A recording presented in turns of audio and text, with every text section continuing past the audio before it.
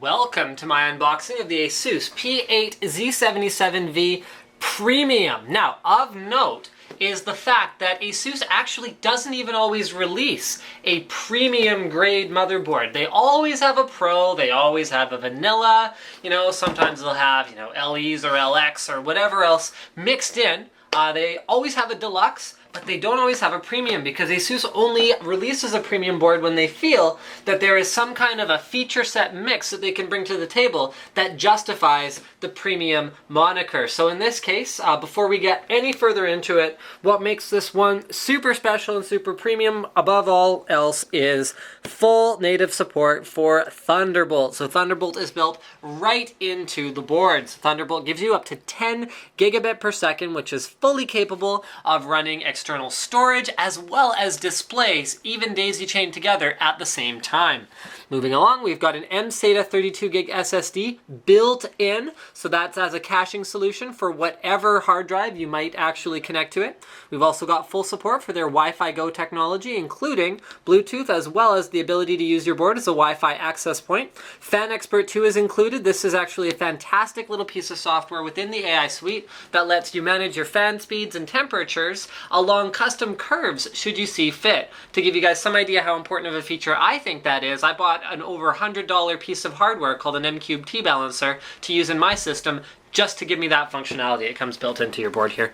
Smart Digi Plus, so for better overclocking. Yes, this is definitely an overclocking optimized board. They've also got their EPU and TPU. So EPU is a one-button way to undervolt and save power with your system, whereas TPU has a couple of different options. You can either do it with the one-button option, or you can have it tune itself to overclock your system and get better performance. We have full support for NVIDIA SLI, AMD CrossfireX, Virtu MVP, which improves your performance, as well as offers GPU virtualization, which allows you to use Intel QuickSync, which is a quick way of transcoding video, even though you have a dedicated graphics card installed.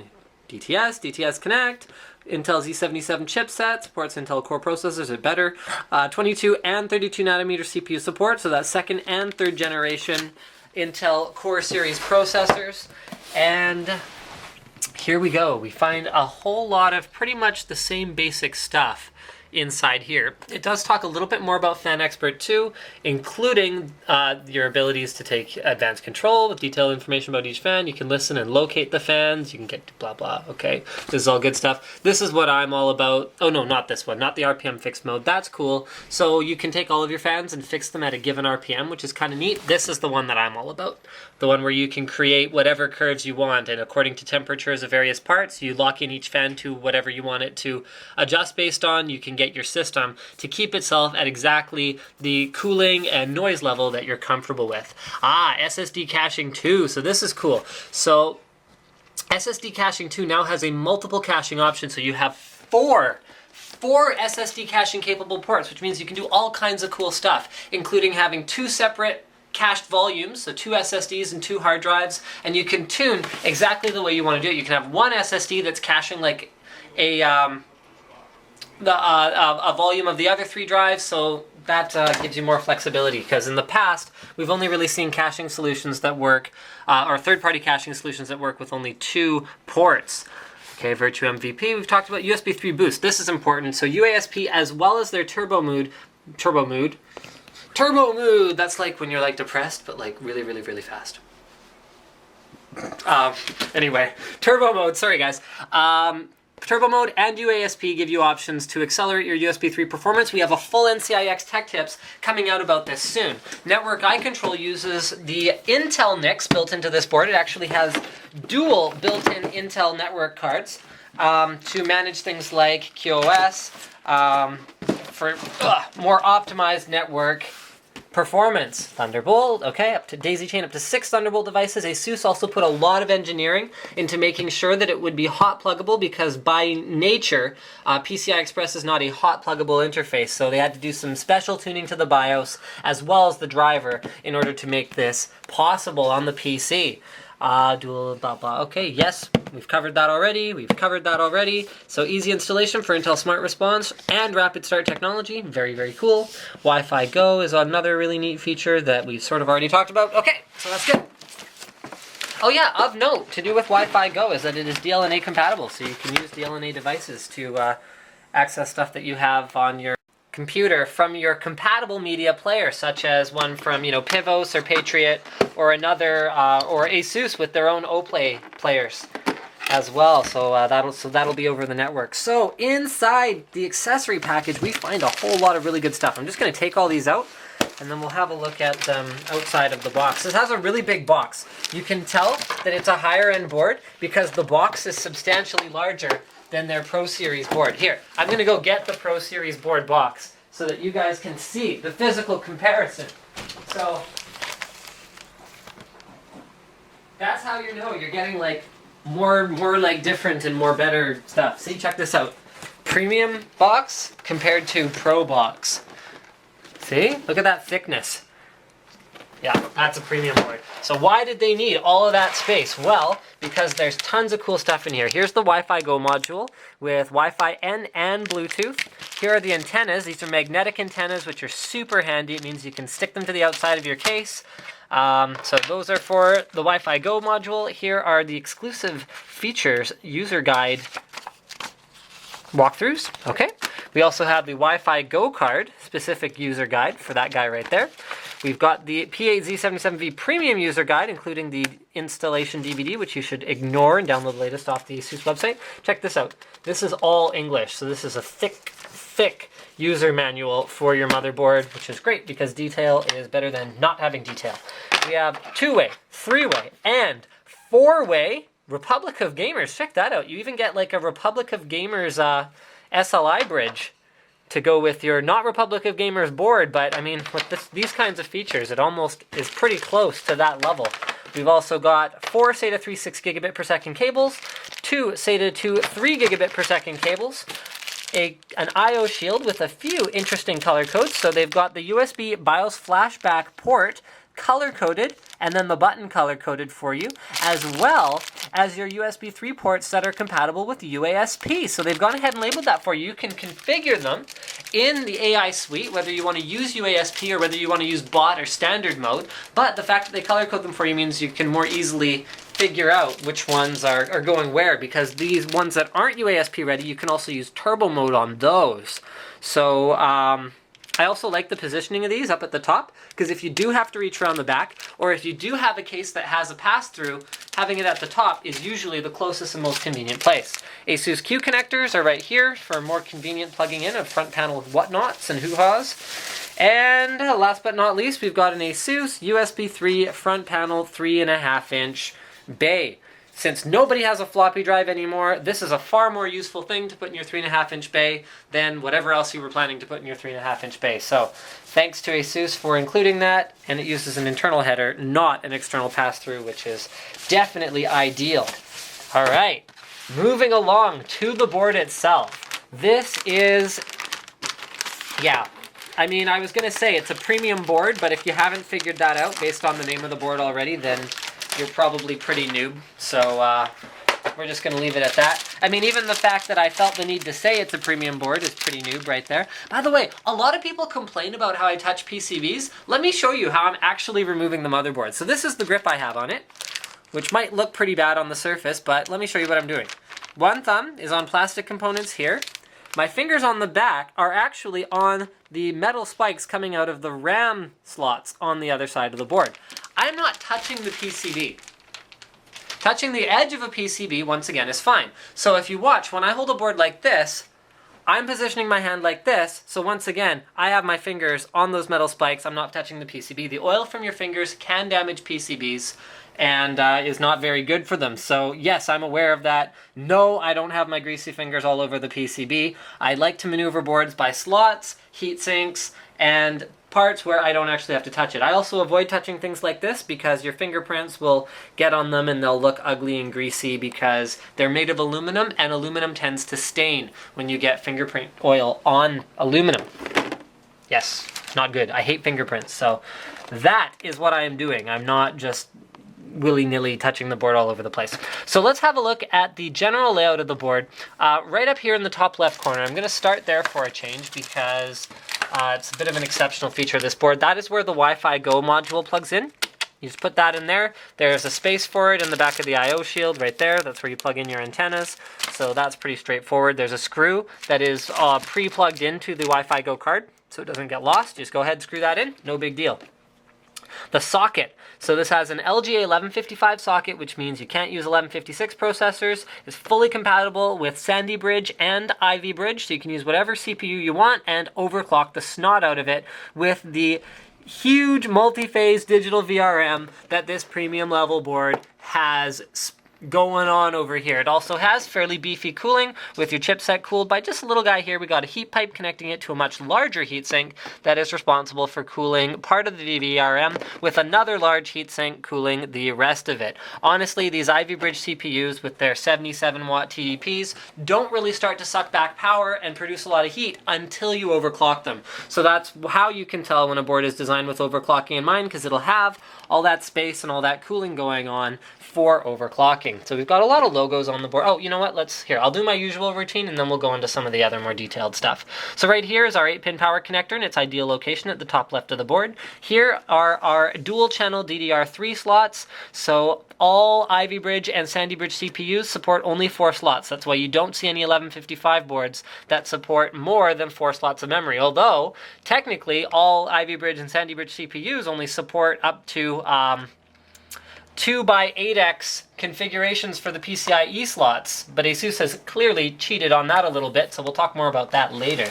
Moving along, here's your TPM plug, here's your 24-pin power connector in its ideal location along the right-hand edge. One front USB 3 connector is located here. This is going to be running off of the Intel chipset, so that is according to Intel spec. You must have at least 2 available front panel Intel USB 3 headers, or USB 3 connectors. Okay, here's a SATA 3, SATA 3G port. For whatever reason, I'm guessing that's probably the same one, that's the same controller that's wired into something on the back panel or something. I don't know why that... Oh, I know why that's there. Okay, give me a sec, guys. Alright, not so complicated as all of that, guys. This is just a regular run-of-the-mill Intel SATA 2 3 gigabit per second port. These are your Intel SATA 3 6 gigabit per second ports. This is another couple Intel SATA 2 3 gigabit per second ports, and this one is running off your 4th SATA 2 3 gigabit per second port on the Intel controller. So that's an mSATA configuration right there. So it is power and data to an mSATA drive, which, by the way, you can swap for something bigger should you so desire. However, SRT technology only supports up to 64 gigs on a single drive anyway, or is it 60 gigs or something in that neighborhood? So 32 gigs is plenty for some storage drive that you plug in order to make sure that whatever games you play most frequently or whatever else is going to be cached and ready to rock whenever you want. So these guys are special though. So I was a little bit unclear before, but I've read my notes on this board. So it's mostly optimized for using 2 caching SSDs and 2 storage drives. Now, while the controller itself may be capable in the future of something like a RAID 5 with an SSD cache or something like that, RAID 5 on a consumer level integrated chipsets is not really the most ideal thing in the world because it doesn't give you the option to recover it in the event of a hardware failure or anything like that, unless you happen to have an identical board or identical chipset handy. So it's not really ideal, but using them as a cache is definitely like recommended thumbs up kind of configuration. So these are Marvell controllers. These are Intel controllers. All right, moving right along. Front panel connectors, USB 2.0 front panel headers. There's your clear CMOS button. Is there another one on the back of the board? No clear CMOS on the back of the board. That's kind of interesting. But there's one here, so it's not the end of... Oh, I forgot the MemOK button. So if you're using high-speed memory, which is far more of a factor now on Ivy Bridge platforms, where we're seeing up to 3 gigahertz memory kits being released, you want to make sure if you plug those in, you can use the... If it doesn't post, you can use the MemOK button to run it at... to force the board and the memory at a super safe setting so that you can post, configure all your voltages and settings correctly, and then reboot. Okay, here's your post-diagnostic LED readout, which, by the way, not all boards have this, but ASUS has taken the liberty of including a comprehensive list. Oh yeah, this is another thing they do on their higher-end boards. You see a much more comprehensive validated memory section.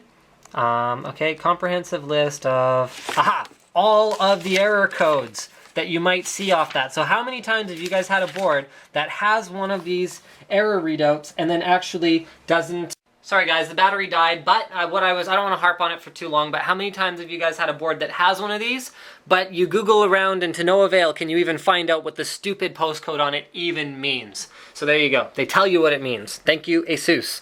It's basic stuff like that that really sets apart the products that are good from the ones that sort of are trying to be good. TPU and EPU buttons are right here. Hardware built-in power and reset switches are here. There's your front panel audio as well as your SPDIF out. And that pretty much covers it for the layout of the board. However, we got to talk a little bit about these PCIe slots. First though, let's have a look at the fan headers. So what good is a bunch of really cool software features to do with your fan configuration if you don't have lots of PWM fan headers? 1, 2, 3, 4, 5, and I believe I saw a sixth. 6 PWM fan headers are built into this board and they're all 100% configuratable.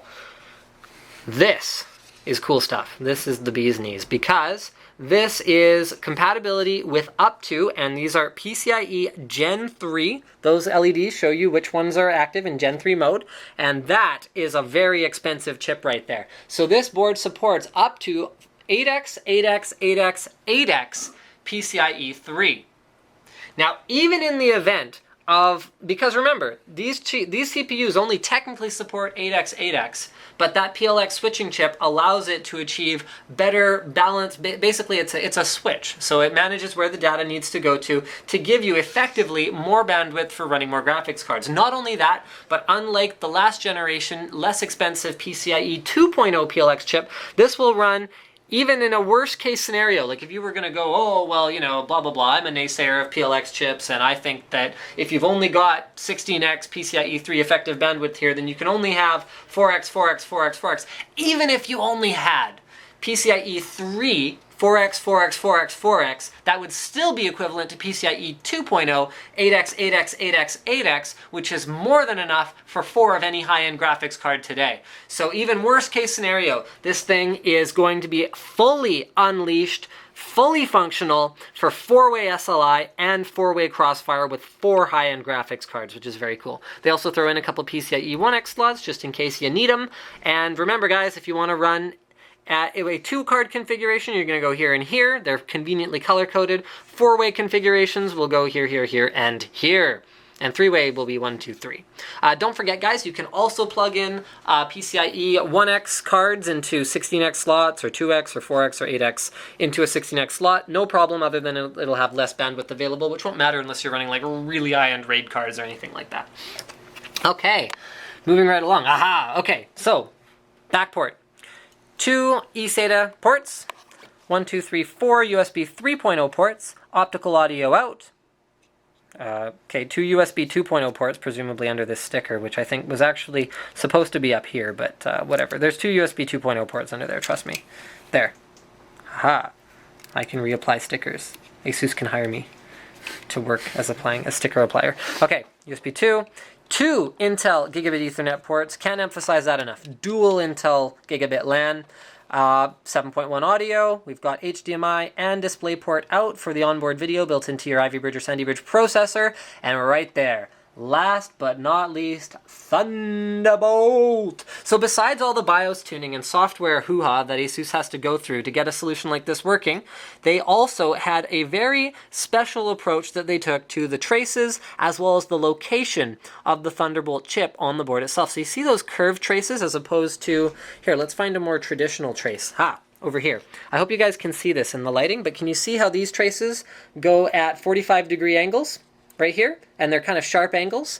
These ones use a curve shape that ASUS found was better for the transmission of data at very, very high speeds. And the physical proximity of the Thunderbolt chip to the Thunderbolt port is also conducive to allowing it to have better, well, data integrity between these 2 points here. Not only that, but ASUS also hasn't taken any of these traces and routed them through the different layers of the boards. This also, once again, reduces interference and increases data integrity. So, as far as solutions go for modern generation products, this is as good as it gets, guys, where they've taken everything that they know about designing motherboards, and they're ASUS, just saying, and put it here.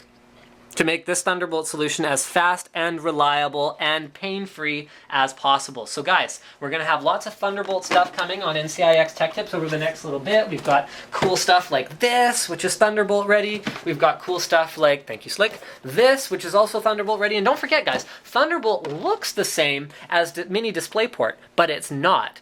It is capable of carrying mini DisplayPort or carrying DisplayPort signals, but you need a specific Thunderbolt cable in order to run Thunderbolt because it actually has processors at either end of the cable in addition to the processors on the devices in order to make the 10 gigabit per second throughput a possibility. Remember guys, Thunderbolt will also continue to scale. So we are going to take these storage devices and this monitor and we're going to show you guys what Thunderbolt is all about in terms of cabling convenience and no fuss, no muss. It's great on the desktop, great for notebooks, and I think that pretty much covers it. USB BIOS flashback, don't forget about that. Great feature. You don't even have to have CPU or memory installed. You just throw a USB stick into this port right here, press the button, and it'll flash that BIOS to the board, making it so that even if new CPUs come out or whatever else, your BIOS isn't compatible, no big deal. You can get that taken care of, no problem. And don't forget to subscribe to Linus Tech Tips for more unboxings, reviews, and other computer videos. Oh yeah, and the sexy matte black PCB. Oh, so nice.